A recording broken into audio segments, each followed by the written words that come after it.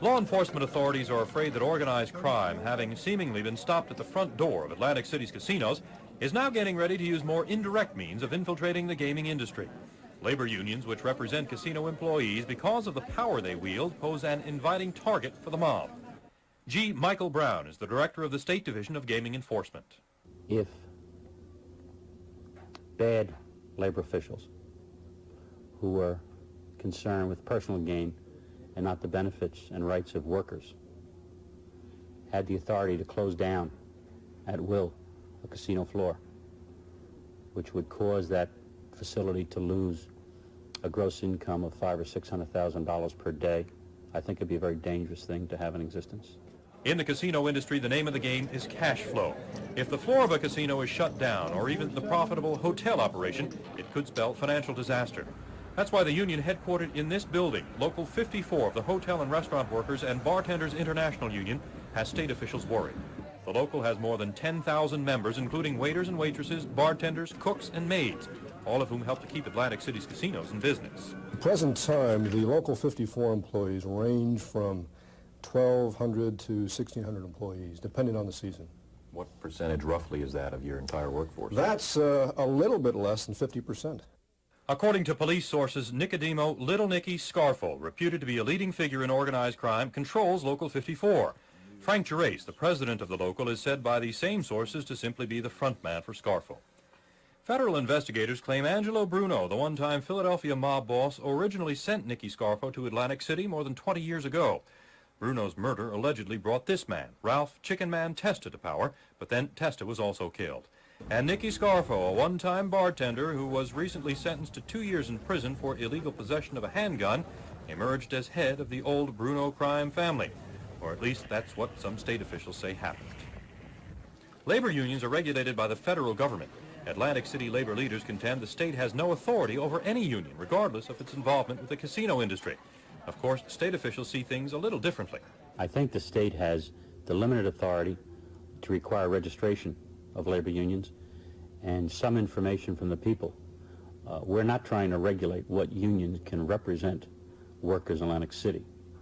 We're trying to keep out of the labor movement improper influence, organized crime influence, the same as we've tried to keep it out of casino ownership, casino management, casino employment, or those people that sell products to a casino.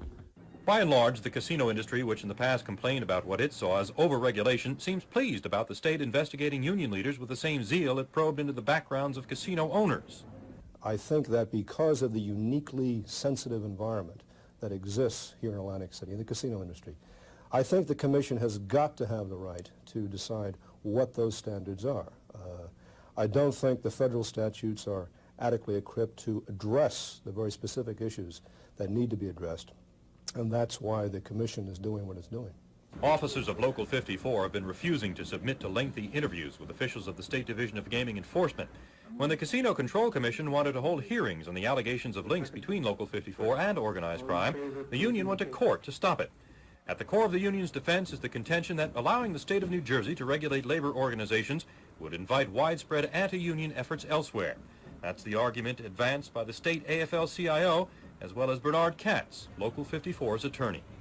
I received a call from Alabama, from a union lawyer in Alabama. He said they're talking about the casino control industry in our legislature in Alabama as to if they can get away with that and what they want to do to throttle labor organizations in the state of New Jersey. Just think what they're going to do with that precedent down in Alabama, where they pick an industry that they say is uniquely susceptible to some type of, quote, corruption, end quote, and needs special regulation. We spoke to Local 54 President Frank Gerace earlier this year when charges of corruption were first leveled at his union, but Gerace's secretary said he was too busy to talk to us again. Union attorney Bernard Katz denies that his clients have any ties to organized crime and in turn charged state officials with using tactics which smacked of McCarthyism. They, Brown and his subordinates, took the position that despite the silence of the statute, despite there being absolutely no basis in law for their reaching a conclusion, that they had a right to drag somebody into a room, to lock the doors, to question them under oath and not to allow them to have anybody present to at least observe what was going on, and not to allow them to have legal counsel. Well, this is so offensive to basic concepts of our constitutional life here in the United States that we said, you're wrong, you're crazy, you're nuts. We are an administrative agency. This isn't a grand jury. We're not the Division of Criminal Justice. We're not looking for criminal conduct. We're trying to determine whether individuals possess the requisite character to be involved in the casino industry. We do that with all people. We do it with chairman of the board, and we do it with chambermaids. And I don't think there should be any special rule covering some people that Mr. Katz represents.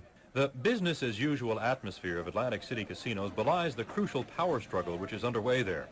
While the state doesn't have the authority to exclude any labor unions from the casino industry, under the Casino Control Act, a union whose leaders do not meet the strict character requirements set for casino employees can be prevented from collecting union dues or managing employee pension funds, something which could effectively put a union out of business.